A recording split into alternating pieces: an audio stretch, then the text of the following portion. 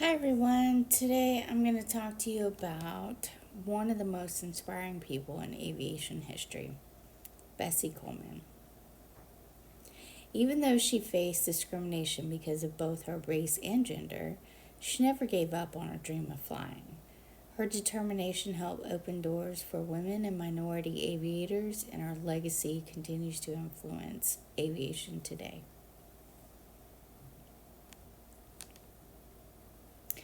Bessie was born January 26, 1892, in Atlanta, Texas, which was segregated and racially discriminatory environment during her childhood.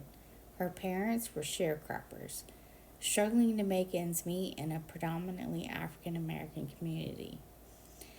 Bessie grew up in a large family, one of 13 siblings. This made life even more challenging for her. Bessie Coleman's fascination with aviation began when she heard stories about World War I pilots and their bravery and daring escapades in the skies. From a young age, she dreamed of becoming a pilot herself, even though it seemed like an impossible dream given the racial and gender discrimination of the time. Her family and friends encouraged her to pursue her passion. She became determined to make her dream a reality. This is probably one of my favorite parts of this story. She, instead of accepting no as the final answer, she found another way. She literally learned another language and crossed the Atlantic just to accomplish her dream. This decision marked a turning point in her life. It was France that gave her the opportunity and the training that she needed to achieve her goals.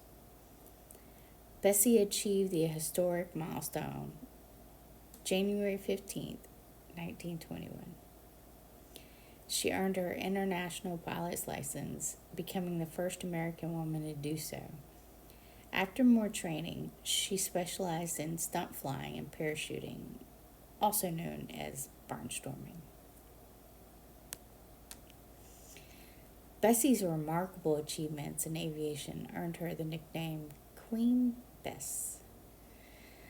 Was from the press and the public she was known for.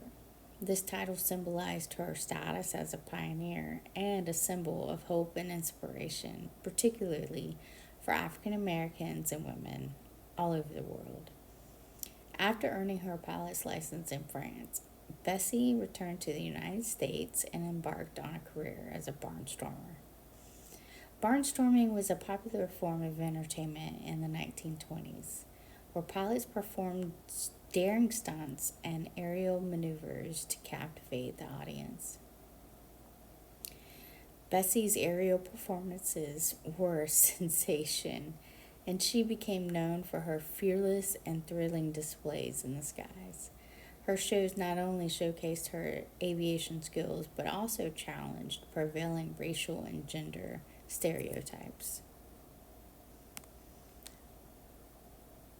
Bessie staged the first public flight in an African American woman in America on Labor Day, 1922. She became a popular flyer at aerial shows, though she refused to perform before segregated audiences in the South. Speaking at schools and churches, she encouraged African Americans' interest in aviation. She also raised money to found a school to train women aviators. On April 30th, 1926, Bessie was preparing for an air show in Jacksonville, Florida. During a test flight in an old Curtiss JN4 Jenny, it was a biplane, the plane unexpectedly went into a nosedive, throwing Bessie from the aircraft. She tragically fell to her death, marking the end of her promising career and her life. The accident was attributed to a lack of proper maintenance and a worn out control lever in the plane. Bessie's legacy continues to inspire people around the world. Her determination to overcome racial and gender barriers in an aviation where her passion and flying skills left a huge mark on the history. She became a symbol of hope and opportunity for African Americans and women aspiring to enter the field of aviation. Her legacy serves as a reminder of the importance of breaking down barriers and pursuing dreams and simple adversity.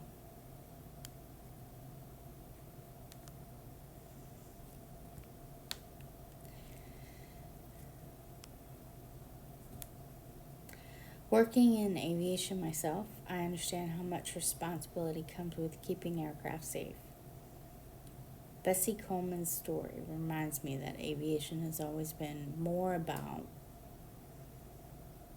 determination and integrity and creating opportunities for the next generation rather than just airplanes.